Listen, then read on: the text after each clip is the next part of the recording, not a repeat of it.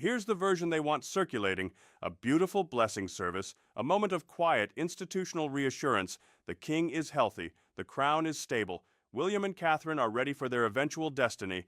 It's all very neat, very controlled, very designed to fit perfectly into the official story they've been carefully constructing since May 2023. Clean lines, no complications, no messy truths lurking beneath the ceremonial surface. But that's not what actually unfolded, not even remotely close. By early 2025, the palace was operating under genuine pressure, the kind of pressure that doesn't get discussed in public speeches or acknowledged in formal statements. The kind that travels through palace corridors in whispered conversations, in private meetings behind closed doors, in the careful glances exchanged between senior officials who understand exactly what's at stake. King Charles had been managing questions about his health since the moment that crown touched his head back in 2023. Whispers followed him like a shadow, in diplomatic circles where people speak in careful languages about sensitive matters, in media analyses written by people who've spent decades studying how power actually operates, in the private conversations of individuals who understand that doubt, once planted, doesn't simply disappear because you issue a statement denying it. The public appearances helped temporarily. The official announcements calmed things for a news cycle or two. But doubt doesn't respond to press releases the way the palace wishes it would. Doubt burrows deeper. It spreads quietly through conversations people think are private. It becomes the thing everyone thinks about but nobody actually says out loud. It's the elephant in every room where the monarchy's future gets discussed. So the palace made a calculated decision. They would stage something. Not a coronation, because that would be premature and potentially alarming. Not a state funeral, because the implications would be catastrophic. Instead, they would orchestrate a blessing service, something carefully designed to communicate a single, unified message without anyone having to actually articulate the words themselves. We are stable. The institution endures. The future is not theoretical. The future is now. And standing at the absolute center of that future, positioned deliberately for maximum impact, are Prince William and Princess Catherine, not as understudies waiting for their eventual turn on stage, but as the present force, the ones already commanding the room, the ones who are ready right now. Westminster Abbey was chosen for this moment with meticulous intention, not simply because of tradition, although tradition absolutely mattered in the calculus, but because those ancient walls have literally absorbed the weight of power for over 1,000 years. Coronations that changed the course of history, state funerals that marked the end of eras, moments when everything shifted. The stone itself carries authority in a way that buildings constructed more recently simply cannot. And on that particular morning, when uncertainty was threading through every conversation in palace circles, they needed that kind of authority more than they needed anything else.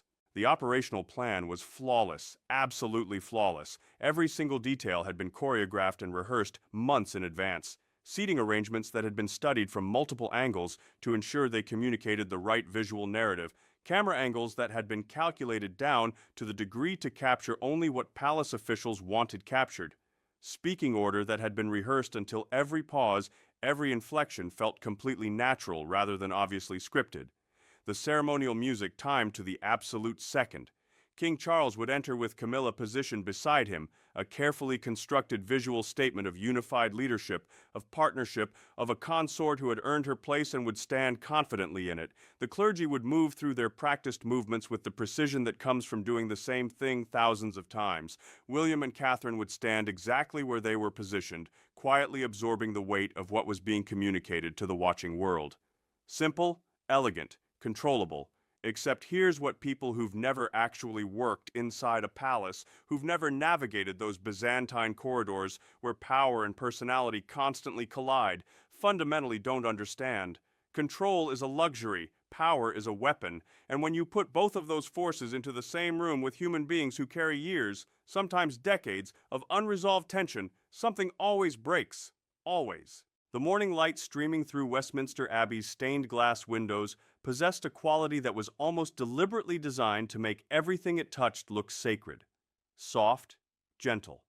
The kind of illumination that makes you instinctively lower your voice and slow your movements.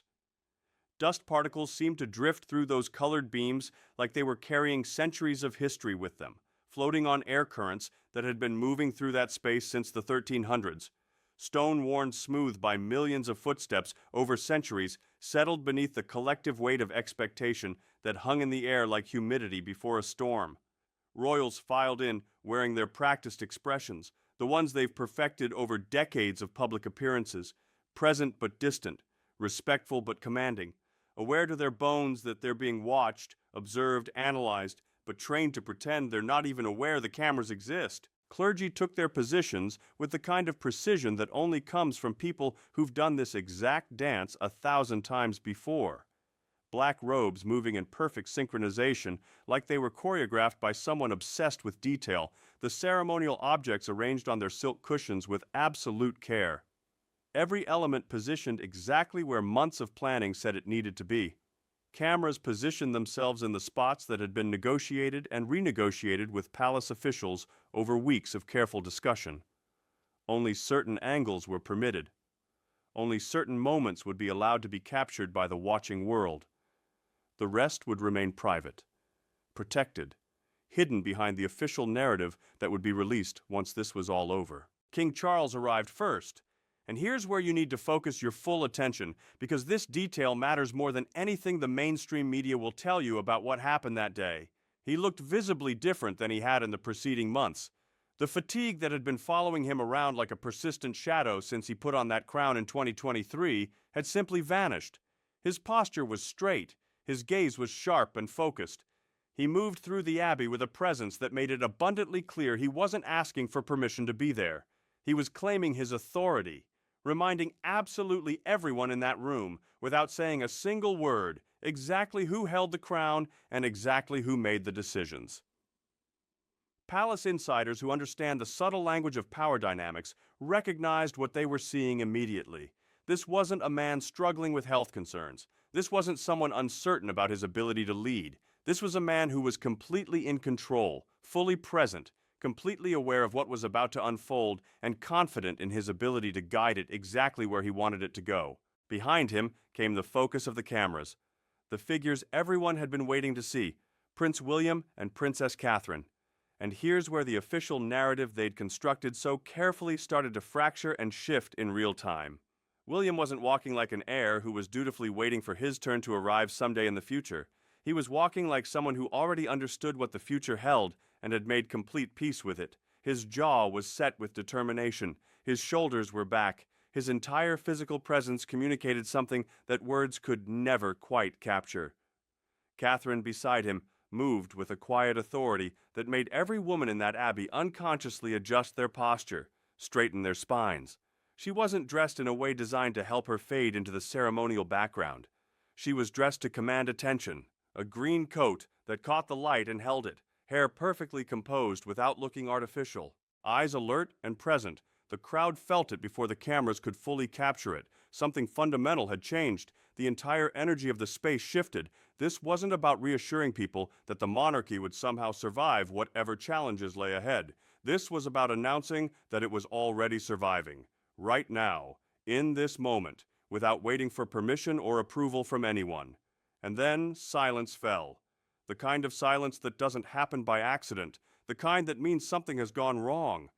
Queen Camilla was supposed to enter alongside King Charles at this exact moment. That was the plan. That was the choreography they'd rehearsed. That was the visual statement they were supposed to make together. A united front, a partnership that had weathered decades of intense scrutiny and emerged stronger on the other side. She was supposed to walk in on schedule, take her position, become part of the carefully constructed tableau. She was supposed to communicate through her presence that the consort had earned her place and was completely confident in it. She didn't. Minutes passed. The clock inside Westminster Abbey seemed to actually stop. Clergy glanced at each other in confusion, unsure whether they were supposed to continue with the ceremony or wait. Palace officials positioned at the back of the Abbey exchanged looks that meant only one thing to anyone trained to read such silent communication. Something had gone wrong. Not dramatically wrong, not in a way that would show up obviously on camera for the world to dissect, but wrong nonetheless. For an institution built on precision, where every second is accounted for and every movement is deliberate and meaningful, this kind of deviation was genuinely extraordinary. This was a fracture appearing in real time, visible to anyone with eyes to see it, and absolutely everyone in that room understood what it meant. King Charles didn't flinch. His expression didn't crack or change, but his hands, which had been relaxed at his sides, suddenly held visible tension. William noticed it immediately. His gaze shifted for just a fraction of a second toward his father, checking in, confirming something unspoken. Catherine's breathing, which had been measured and controlled, seemed to pause. The abbey remained in silence. The waiting stretched on, and in that waiting something profound and irreversible happened. The ceremony stopped being about reassurance in that moment. It became about power. Raw, unfiltered, no longer hidden power. Minutes that felt like they were stretching into hours passed. Then finally a sound cut through the silence. Footsteps, quick ones, moving with purpose rather than graceful ceremonial composure, the kind of movement that suggests urgency rather than the careful, measured pace protocol demands. Camilla entered from a side passage, not from the main entrance where she was explicitly supposed to come from, according to the choreography. Her expression was controlled, managed, but her arrival was anything but controlled. She'd chosen a different route, a more direct path, a statement all its own. She wasn't following the program, she was making her own entrance, asserting her own agency in a moment designed to strip it away. Palace insiders watching this unfold in real time understood immediately what had just happened in that moment. This wasn't a logistical delay. This wasn't some minor scheduling error that would be explained away. This was deliberate. Camilla had chosen to disrupt the narrative they'd so carefully constructed, to assert her own authority, to remind absolutely everyone in that room that she wasn't an accessory to the ceremony. She was a participant, and she wouldn't be sidelined without making her presence felt and understood. When she reached her position, she didn't simply stand where she was supposed to stand according to the plan. She moved into the space, claimed it, owned it. Her presence suddenly loomed larger than it had any right to in that moment. For a woman who was supposed to be gracefully accepting her role as consort, she moved like someone asserting a claim, like someone saying without words that she wasn't finished yet. And then something extraordinary happened that the palace had absolutely not anticipated. William's composure flickered, just for a moment. Just enough for trained observers watching carefully to catch it, just enough to recognize that he'd sensed the disruption. He understood what it meant, he understood the implications. Catherine, positioned beside him, responded instantly and instinctively. Her presence seemed to expand in that moment, not aggressively, but deliberately. Like she was filling a space that threatened to become contested, like she was communicating visually that the narrative couldn't be rewritten in that moment. What unfolded next was so subtle, so understated, that most people watching the ceremony casually would have missed it entirely. But palace officials didn't miss it. Media analysts familiar with royal dynamics and power structures didn't miss it. And the insiders from objective side, who've spent years studying exactly how power actually operates inside these institutions, absolutely did not miss it. Camilla reached toward the ceremonial objects sitting on their silk cushions, not tentatively, not asking permission, with clear purpose. The clergy positioned nearest to her stiffened visibly. Their training told them they should stop her. Their instinct told them that interfering could create an even bigger problem. They froze, caught between protocol and uncertainty. When she spoke, her words were quiet but intense, directed toward the nearest clergy member, urgent, insistent. Whatever she said in that moment, it landed hard enough that the rhythm of the ceremony fractured completely. The priest who'd been about to continue the invocation paused instead, looked toward the king, waited for direction that wasn't coming, because King Charles had just made a decision, and that decision would reshape everything that followed. He didn't raise his voice, he didn't make a dramatic gesture designed for the cameras, he simply moved, with absolute certainty, toward the sanctuary, toward the center of the moment, toward the place where power actually lives in a room like that. And in doing so, he repositioned himself completely. He was no longer the king allowing a ceremony to unfold around him. He was a ruler, actively taking control of his own narrative. The symbolic crown, not the coronation crown that sits in the Tower of London, but the smaller one used for blessings and ceremonial moments, sat waiting on its silk cushion. He reached for it himself. His hands, marked by age but steady with absolute authority, lifted it with the weight of someone who understood exactly what he was doing. Every eye in that room was on him. And here's the moment that matters, the moment that changed everything about what was supposed to happen that day. When he raised that crown, he didn't hold it above his own head. He didn't make a gesture meant to emphasize his authority. He held it forward, toward William and Catherine, not as a question, not as an offering for them to consider, but as a statement, as a transfer of something far more significant than symbolic weight. The abbey fell into complete silence. Even the ambient sounds of the city beyond the ancient walls seemed to pause. Cameras captured it. Reporters watching from their restricted areas felt their hearts accelerate. This wasn't on the program. This wasn't part of the rehearsed choreography. This was a moment of pure, unscripted power assertion. What happened next was the kind of thing that takes historians years to fully parse and understand. William stepped forward, not aggressively, but with the certainty of someone who'd been waiting for exactly this moment his entire life. Catherine moved with him, her presence steady and absolute, communicating through her physicality that she understood the significance of what was happening. And in that movement, in that single moment, the entire narrative of the ceremony shifted fundamentally. The king wasn't blessing the future of the monarchy in some abstract sense. He was placing the crown's future directly into the hands of the next generation, in front of witnesses, on camera, without apology, without hedging. Camilla stood frozen in the space she'd tried to claim moments earlier. The disruption she'd caused had backfired spectacularly. Instead of asserting her relevance and authority, she'd inadvertently provided the justification for exactly the kind of power move that would ultimately sideline her. By the time the ceremony resumed, which it did, minutes later, with a completely new rhythm and energy, absolutely everyone in that abbey understood what had actually transpired. This wasn't about blessing the monarchy's future in some ceremonial sense. It was about declaring it, and about making crystal clear to anyone paying attention exactly where power had moved and precisely why it had moved there. The stone walls of Westminster Abbey, which had absorbed centuries of power transfers and ceremonial moments throughout history, had just witnessed something that would echo through palace corridors and private conversations for years to come, a moment when the carefully constructed facade of unity had cracked just enough to reveal the truth underneath. And that truth was impossibly simple. The future wasn't coming. It was already here, already in motion, already secured by a king who'd made his choice and wasn't interested in debating it. And over the next few hours, days, and weeks following that ceremony inside Westminster Abbey, those consequences started unfolding in ways that fundamentally altered the monarchy's entire internal structure.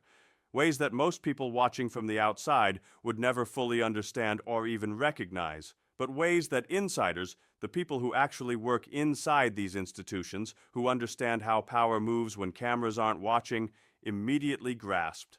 Let's talk about what happened after the doors of Buckingham Palace closed behind the royal convoy, because that's where the real story was happening. That's where the decisions were being made that would reshape everything. The ceremony had ended. The crowds had dispersed. The media had filed their initial reports based on the official narrative the palace had released. Everything on the surface appeared ceremonial, controlled, appropriate, but inside the palace walls, a completely different energy was moving through the corridors, a tension that couldn't be waved away by protocol or tradition or the careful language of diplomatic statements. King Charles didn't go to rest after such a significant public moment. Instead, he moved directly to his private office, the room where actual decisions get made, the space where power is exercised away from cameras and witnesses.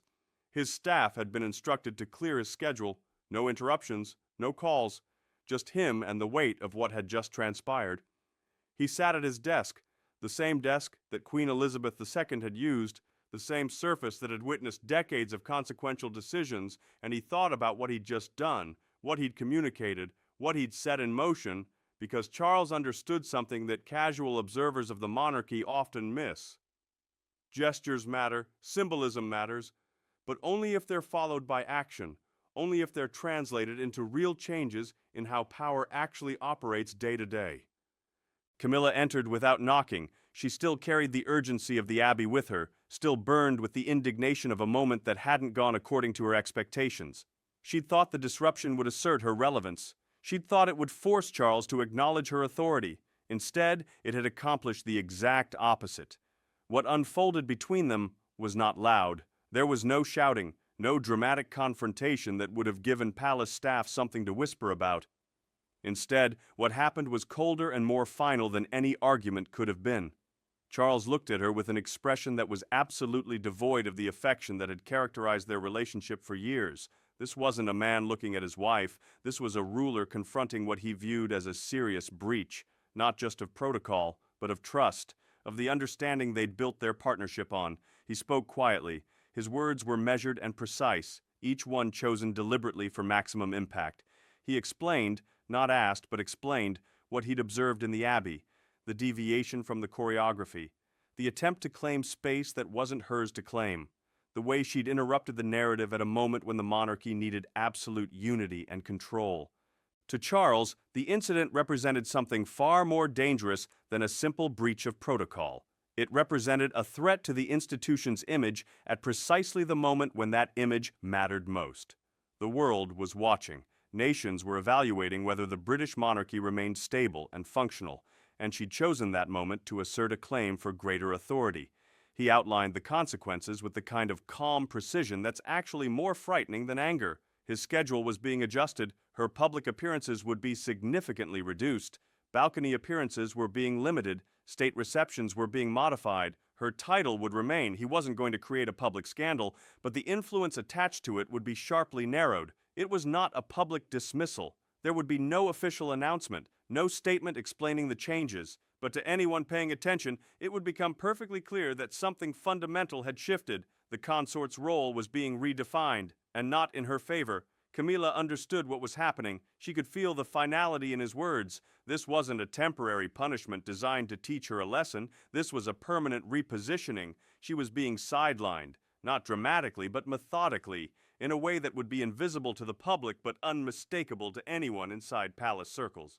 She tried to argue. She tried to explain that she'd only been trying to assert her role, to remind everyone that she wasn't simply a ceremonial figure, but Charles had moved beyond that conversation.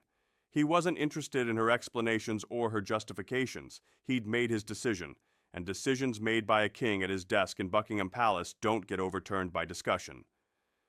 When she left the room, she was no longer the confident consort who'd walked into Westminster Abbey that morning. She was someone who understood, with absolute clarity, that she'd made a miscalculation, a serious one. Meanwhile, in another wing of the palace, Prince William and Princess Catherine were being called in, but they weren't being summoned as observers or as people who needed to be informed about what had happened. They were being brought in as participants, as active partners in what would come next. The tone of the conversation was completely different. Where Charles had been cold and final with Camilla, with William and Catherine, he was warm, direct, and collaborative. He wasn't announcing decisions that had already been made unilaterally. He was engaging them as partners who would be central to executing what came next. The king explained his thinking. The Abbey had revealed something important. It had shown the world, or at least the people who understood how to read such moments, that the future was being actively prepared. Not someday. Now. And that required changes. Significant ones. From that point forward, William and Catherine would be leading the coordination of key royal appearances. Their input would be sought on major public messaging. They would be positioned not as understudies waiting for their cue, but as active figures shaping the monarchy's present and future. It wasn't a transfer of ultimate authority. Charles retained that, but it was a clear delegation of responsibility, a statement that William and Catherine were being empowered to actively shape the institution's direction. Catherine immediately understood the implications. This wasn't just about ceremony. This was about actual operational control. She began asking questions, detailed questions, about scheduling, about media strategy, about how different appearances and events would communicate specific messages to specific audiences. William, meanwhile, was absorbing something different. He was recognizing that his father had just handed him something he'd been preparing for his entire life, but hadn't fully known he was ready for. And he was ready. Completely ready. By evening, the palace had already begun adapting to what had been decided. Staff members who didn't have any official notification of changes were nonetheless sensing them. The rhythm of work was different. The flow of information was different. The priorities seemed to be shifting. Papers that once traveled through several layers of approval before reaching senior officials suddenly started moving directly to William's office. Security briefings that would normally come through established channels were being rerouted. Media forecasts and strategic analyses were being delivered with different urgency. This wasn't chaos, it was reorganization. Deliberate, calculated reorganization executed by people who understood how institutions actually function when power shifts. William began reviewing documents late into the evening. His office became busier than it had ever been. Catherine worked beside him, analyzing proposals, asking penetrating questions about strategy and implementation. They were no longer preparing for a role they might someday have. They were actively executing the role they now held. The contrast with what was happening in other parts of the palace was stark. Where William's office buzzed with activity and purpose, Clarence House, where Camilla maintained her residence and offices, fell into an unusual quiet. Meetings that had been scheduled were being canceled. Calls that would normally come weren't coming. The machinery of influence that had been operating around her for years suddenly seemed to be operating in reverse. By the next morning, the changes were becoming visible even to people who hadn't been directly informed of what had transpired. Schedules that were supposed to be finalized were being revised. Names were being removed from guest lists. Camilla's secretary found herself making calls to cancel appearances that had been locked in for months. Each cancellation was framed diplomatically: health concerns, scheduling conflicts, the need to focus on other priorities.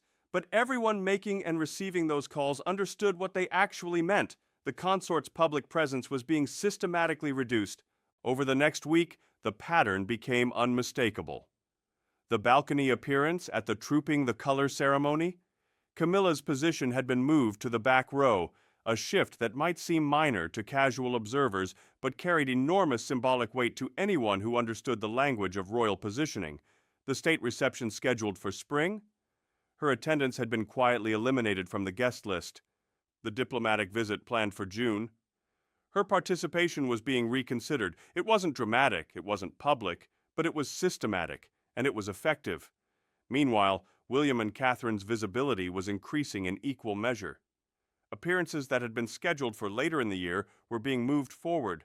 Their involvement in strategic decisions was being expanded. They were being positioned not just as future leaders, but as present ones. Photographers began noticing the shift. Media analysts who track such things started discussing it in their columns. Prince William and Princess Catherine stepping into expanded roles, one headline read. The Waleses taking on greater responsibility, another suggested. The palace, for its part, released no official statement, but the actions spoke clearly enough.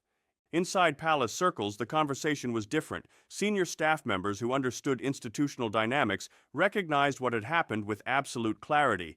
The king had made his move. He'd assessed who was ready for responsibility and who had overreached. He'd adjusted power accordingly, and he'd done it without public scandal, without messy confrontation, with just enough ceremony to communicate the message to those who needed to understand it. Some observers described it as ruthless, others called it necessary. Everyone agreed it was definitive. Charles, meanwhile, had returned to his public schedule with renewed energy. The fatigue that had seemed to dog him in previous months had lifted. He appeared visibly lighter. Observers commented on it. The king seems more relaxed, one report noted. A new ease in his demeanor, another suggested. What had changed wasn't his health. It was his mind. He'd been carrying the burden of managing competing loyalties. His affection for Camilla balanced against his responsibility to the institution. By making the decision in Westminster Abbey and following through with its implications, he'd resolved that internal conflict. The future was secure, the institution was stable, and he no longer needed to carry the weight of managing someone else's expectations. He began spending more time with William, discussing long-term strategy, sharing perspectives built from decades of observing how power actually operated. Their conversations became deeper, more substantive. Charles was no longer preparing William for a future role. He was consulting with him about present decisions. Catherine, for her part, was reshaping how the monarchy communicated with the public. She understood something that had been lost in recent years. The monarchy wasn't just about tradition, it was about connection.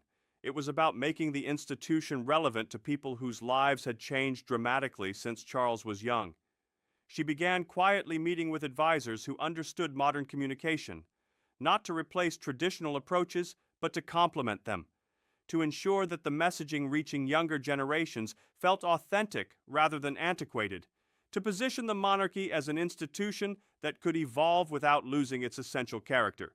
The changes were subtle enough that the mainstream media didn't fully grasp what was happening, but people inside the institution understood. The monarchy was reorganizing itself, power was flowing in new directions, and the old patterns of influence, the ones that had defined the institution for decades, were being deliberately dismantled. By mid-2025, the transformation had solidified into a new normal. William and Catherine weren't just representing the future of the monarchy anymore, they were actively shaping its present. Their voices carried weight in decisions about strategy, about public messaging, about how the institution positioned itself in a rapidly changing world. Camilla had retreated into what could only be described as dignified isolation. She maintained her title. She made occasional appearances, but she was no longer a central figure in how the monarchy operated. She'd overreached at precisely the wrong moment, and she was paying the price for it. The king, meanwhile, had achieved something he'd been working toward his entire reign. He'd successfully transferred real authority to the next generation while maintaining his own position. He'd demonstrated that he could make hard decisions, and he'd secured the institution's future by ensuring it was in the hands of people who were ready for the responsibility. Looking back at Westminster Abbey, at that moment when Camilla's disruption had triggered Charles's response, observers would eventually recognize it as a turning point, not because it was dramatic or obvious, but because it was where the monarchy actually shifted direction, where the future stopped being theoretical and became real, where power was redistributed and reorganized according to a vision that Charles had held for far longer than anyone realized. This is the story that the palace would never tell you directly. This is the narrative that lives in the spaces between official statements and public appearances. This is what Objective Side exists to uncover, not the sanitized version of events, not the approved narrative, but what actually happened. Because understanding power, real power, institutional power, the kind that shapes nations and determines futures, requires looking deeper than the surface. It requires paying attention to moments everyone else is missing. It requires asking the questions that official channels are designed to avoid. And that's what we do here at Objective Side. That's exactly what happened inside Buckingham Palace in the weeks and months following the Abbey ceremony. First, there were the personnel changes. Senior advisors who had been working within the established structure, people whose loyalty and methodology had been shaped by decades of working within the old system, began to find themselves reassigned, not fired because that would create scandal and gossip, but moved, shifted to different departments, given new roles that, while technically prestigious, were actually significantly less influential than their previous positions. These weren't random changes. Each one was calculated. Each one removed someone who might have been loyal to the old power structure and replaced them with someone aligned with William and Catherine's vision of how the monarchy should operate. The communications department was the first major restructuring. The head of media relations, a woman who'd been managing the palace's relationship with press for over 15 years, suddenly found herself offered a position heading up a royal museum project. Prestigious work, certainly. Important work, even. But work that placed her far from the center of decision-making about how the monarchy's message was being crafted and distributed. Her replacement was younger, someone who understood social media in a way the previous generation never could. Someone who saw the monarchy not as an institution that needed to be protected from modern communication, but as one that needed to learn how to use modern communication effectively. The shift was subtle, but it fundamentally changed how the palace approached its relationship with the public. Similar changes rippled through other departments. The head of ceremonial affairs found himself interested in taking early retirement. The director of royal engagements accepted a position working on a special project about modernizing palace operations. One by one, people who'd been part of the establishment power structure were moved aside and replaced with individuals whose loyalty was to the new order that was being established. This wasn't done maliciously. There were generous severance packages, offers of continued involvement in less demanding roles. The palace's reputation for treating people well was maintained, but the effect was unmistakable. The old guard was being systematically removed from positions of influence. William and Catherine, meanwhile, were bringing in their own people, advisors they'd worked with, consultants they trusted, people who understood their vision and could execute it without needing to be convinced of its value. These weren't the traditional palace insiders, the people who'd climbed the institutional ladder and believed that hierarchy and tradition were themselves the point. These were strategists, people who understood that a monarchy in the 21st century had to be relevant to remain respected, people who believed that tradition and modernity weren't opposites, but could be woven together if you were thoughtful about how you approached the challenge. William personally took control of how his schedule was being managed. Instead of his diary being filled with ceremonial appearances chosen by palace tradition, he began selecting engagements with strategic intent. He wanted to be seen at events that mattered to younger people. Technology initiatives, environmental projects, educational programs, places where the future was actually being shaped, rather than places where the past was being honored. Catherine took a different approach. She began actively working on what could only be described as reshaping the monarchy's public image. She met with filmmakers and journalists and communications experts. Not to control the narrative, she understood that kind of heavy-handed approach would backfire, but to ensure that the stories being told about the monarchy reflected the reality of what it actually was, not outdated perceptions of what people assumed it to be.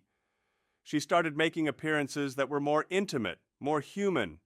She'd visit schools and hospitals and community centers not as a ceremonial figure cutting ribbons, but as someone genuinely interested in understanding the challenges people were facing. She'd ask real questions. She'd listen to answers. And when she could help, when the monarchy's resources or influence could actually solve a problem, she'd find ways to make it happen. The public response was immediate and profound. Here was a member of the royal family who wasn't distant and ceremonial, who wasn't speaking in the formal language of official statements, who seemed to actually care about the issues she was engaging with. It was revolutionary for the monarchy, and it was exactly what a new generation needed to see. Meanwhile, King Charles had stepped back from the day-to-day operational details in a way he'd never done before. He was still making the ultimate decisions. He was still the final authority. But he was doing it through William and Catherine now, rather than trying to manage everything himself. It freed him from the exhaustion that had been wearing him down. It allowed him to focus on the ceremonial and symbolic aspects of the role, the parts that really did matter for institutional continuity and dignity. His public appearances became fewer but more meaningful. Instead of trying to maintain a schedule that was impossible to sustain, he was being selective. He appeared when his presence actually mattered, at state functions, at moments when the symbolism of the king himself being present communicated something important. And in those moments, he moved with the confidence and clarity of someone who'd passed the weight of daily operations to capable hands. Observers began noticing the shift. Political analysts started discussing whether this represented a new model for monarchy, one where the reigning sovereign focused on symbolic authority while the heir apparent handled operational leadership. Some called it a return to more traditional structures where the Prince of Wales actually wielded significant power. Others saw it as a necessary evolution in response to the demands of modern governance. But the most important thing wasn't what observers were saying. It was what was actually happening inside the institution. The machinery of the monarchy was becoming more efficient.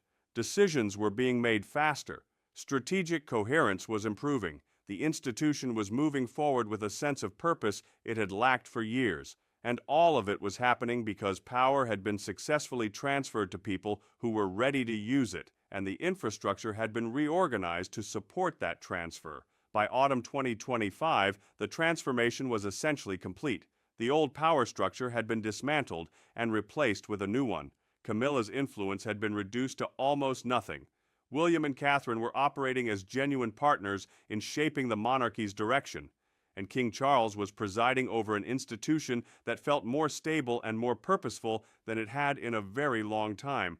The irony, of course, was that all of this had been set in motion by a single moment in Westminster Abbey, a moment that had been planned as a reassuring ceremony but had instead become the catalyst for a complete reorganization of power.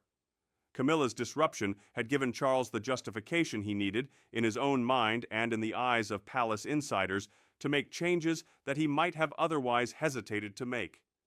She'd tried to assert her authority at precisely the wrong moment, and in doing so, she'd accelerated the very process that would marginalize her.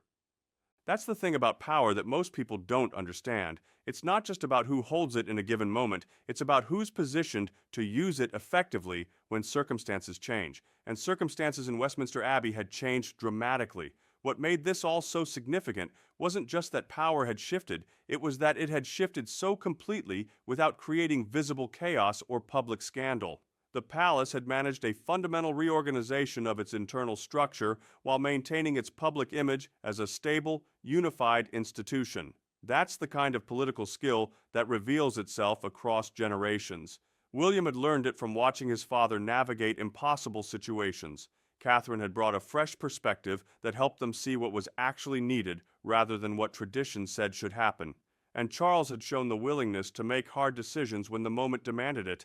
Together they'd created something new, a monarchy that was still recognizably itself, but was also genuinely prepared for the future rather than just going through the motions of pretending to be ready. And that transformation, which began with a single moment of disruption in an ancient abbey, would ultimately determine whether the British monarchy remained relevant and respected for another generation or whether it faded into irrelevance and ceremony. That's the story the palace doesn't want you to understand. That's the narrative the official channels are designed to obscure. And that's exactly why Objective Side exists, to help you see past the surface and understand what's actually happening in the places where real power is being exercised. But here's where the story gets darker. Because while everyone was focused on the visible reorganization, the schedule changes, the personnel shifts, the subtle repositioning of people and priorities, something else was happening behind even more closed doors, something that reveals the true nature of power and how ruthlessly it operates when people understand what's actually at stake. The conversations happening in the king's private chambers weren't about management or institutional efficiency, they were about something far more primal, they were about legacy, about what Charles wanted to be remembered for, about ensuring that when historians eventually wrote about his reign, they wouldn't focus on the uncertainty or the health concerns or the questions about his fitness to rule. They'd focus on the fact that he'd successfully navigated a treacherous transition and positioned the monarchy for decades of stability. That required more than just reorganizing personnel. It required making hard choices about who belonged in the future he was building and who didn't. It required clarity about which relationships were essential and which were disposable. It required understanding that sentiment and institutional necessity don't always align, and when they don't, institutional necessity has to win. That's where Camilla's situation became genuinely tragic, because Charles didn't hate her. He didn't suddenly stop caring about her, but he'd made a calculation that went beyond personal feeling. He'd determined that her presence in a position of prominence was becoming a liability rather than an asset, that her actions in Westminster Abbey, whether intentional or not, had revealed something important about her judgment, and that removing her from positions of influence wasn't cruelty, it was necessity. The palace would never articulate this publicly, of course. Instead, they released statements about evolving roles and focusing on different priorities. But Camilla knew what had actually happened. She understood that she'd been sidelined, that the future being constructed didn't have space for her in any meaningful way, that she'd miscalculated at a critical moment and was now paying the price.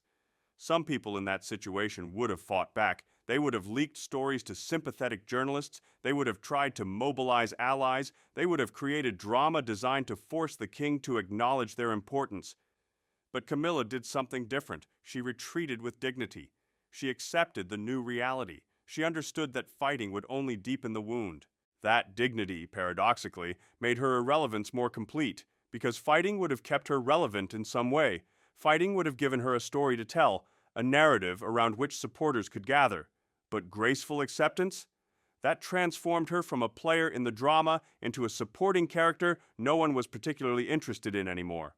Meanwhile, William and Catherine were consolidating their power in ways that went far beyond ceremonial responsibility. They were making actual decisions about the monarchy's future, about which traditions would be maintained and which would be evolved, about how the institution would position itself in a world that was changing rapidly around it. William took the lead on modernizing palace operations. He brought in consultants who understood technology and organizational efficiency. He asked the kinds of questions that made longtime palace staff uncomfortable because the questions implied that "we've always done it this way" wasn't actually a good enough answer. He wanted to understand why things were done the way they were done, and if the answer was just tradition without practical justification, he wanted to change it. Catherine, meanwhile, was doing something that was perhaps even more strategically important. She was reshaping how the monarchy engaged with the public. She understood something that traditional palace thinking had always resisted. The monarchy's power didn't come from distance and mystery. It came from being seen as fundamentally human while maintaining dignity and institutional authority. She began doing more informal engagements, not ceremonies, but genuine interactions with people. She'd visit communities facing challenges. She'd ask questions and actually listen to answers. She'd follow up on things people had told her. She'd demonstrate that the monarchy wasn't just about showing up and cutting ribbons. It was about actually understanding what people were dealing with and finding ways to help. The public response was overwhelming. Here was a member of the royal family who seemed real, who seemed to care, who was using the monarchy's resources and influence to actually make a difference in people's lives. It was transformative for how the institution was perceived, especially among younger generations who'd grown up skeptical of the monarchy's continued relevance. But what made Catherine's work truly significant went beyond public relations. She was fundamentally redefining what it meant to be a senior member of the royal family. She was demonstrating that you could maintain the dignity and protocol of the role while also being authentic and engaging. That was revolutionary within the context of the British monarchy. King Charles watched all of this unfold with something approaching satisfaction. He'd made the right decision. He'd identified who was ready and given them the space to operate. He'd removed the obstacles that would have limited them. And now he was seeing the results. A monarchy that was moving forward with purpose. An institution that was positioning itself for the future rather than simply defending its past. The international response was equally important. Foreign leaders and diplomats noticed the changes. They observed that the British monarchy was demonstrating competent succession planning at a time when many institutions were struggling with generational transitions. That mattered in ways that didn't make headlines, but absolutely influenced how nations engaged with the crown. By late 2025, the full scope of what had happened in Westminster Abbey was becoming clear to anyone paying attention. What had appeared to be a simple ceremony had actually been the public face of a fundamental reorganization. A moment when power had shifted. When decisions had been made about who belonged in the future and who didn't, when the monarchy had essentially decided what it was going to be for the next 30 years. And it had all happened with remarkable quietness, no public scandals, no dramatic confrontations, no messy conflicts that would have damaged the institution's image, just careful, methodical repositioning of power and influence. Exactly the kind of thing you'd expect from an institution that had been managing itself for 1,000 years. But here's what most people still don't understand about this entire situation. The real story isn't about Camilla's fall or William and Catherine's rise. The real story is about what Charles demonstrated about himself and his approach to leadership. He showed that he was capable of making hard decisions, that he could put institutional necessity ahead of personal sentiment, that he understood how power actually operates when you strip away all the ceremony and tradition. That matters enormously for how the monarchy will function going forward, because the king who can make those kinds of decisions, who can recognize when change is necessary and execute it decisively, is the kind of king who can guide an institution through genuine crisis. When things get difficult, when real challenges emerge, people need to know that their leader has the clarity of vision and the willingness to act. Charles had demonstrated both of those things. What emerged from Westminster Abbey wasn't just a new administrative structure, it was confidence. Confidence within the institution that it had capable leadership. Confidence among the public that the monarchy was being managed competently. Confidence among world leaders that Britain's monarchy remained a stable institution worthy of respect and engagement. That confidence mattered more than any ceremonial statement could. It mattered in trade negotiations and diplomatic discussions. It mattered in how other nations perceived Britain's stability. It mattered in how the British people understood their own institutions. By repositioning power in response to a single moment of disruption, Charles had actually strengthened the monarchy more than he could have through any amount of public relations or careful messaging. William understood the implications of what his father had done. He understood that he was being given not just responsibility, but also permission. Permission to reshape the monarchy according to his own vision rather than simply maintaining what had come before. That was a gift beyond measure for someone who'd been waiting his entire life for the opportunity to actually lead. Catherine, for her part, was discovering that having real authority was completely different from ceremonial prominence. She wasn't just representing the monarchy in public, she was helping to shape its actual strategy and direction. Her ideas mattered. Her perspective was influencing decisions about how the institution would position itself in the world. The transformation was complete. The old monarchy, the one that relied on distance, mystery, and unquestioned tradition, was being replaced by something new. An institution that was still fundamentally itself, but was genuinely evolving to remain relevant in a changing world. And all of it had been set in motion by a single moment in Westminster Abbey, a moment when Camilla had overreached, a moment when Charles had responded decisively, a moment that revealed where power actually resided and how willing the king was to exercise it.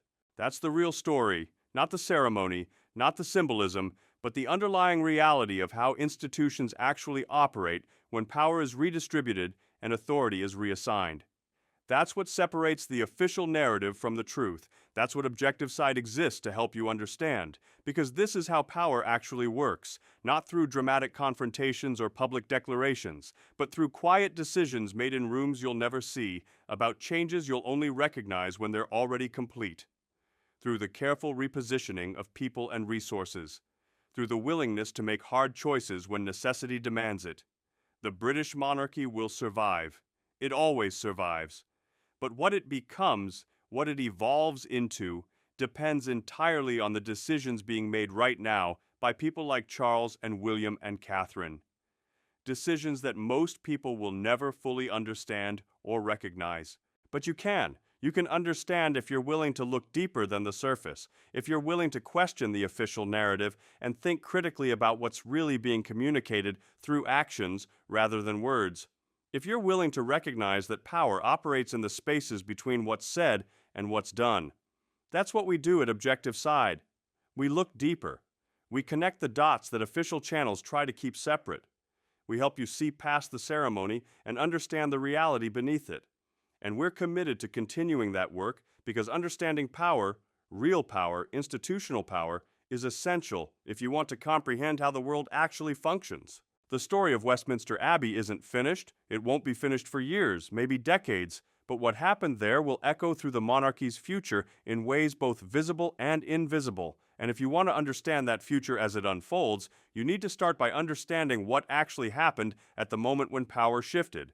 That's why you need to stay subscribed to Objective Side, because we're committed to helping you see what others are missing, to understanding the true stories behind the official narratives, to recognizing when power is being exercised and why those exercises of power matter. The crown is changing, the institution is evolving, and the future is being shaped right now by decisions that most people don't even recognize are happening. But you can see it, you can understand it, you can be part of the conversation about what it all means. So stay with us, keep watching, keep questioning, keep looking deeper than the surface. Because that's where the real story always is, and that's what Objective Side is here to help you understand. The monarchy will never be the same. Westminster Abbey made sure of that, and the world is about to discover just how much that matters.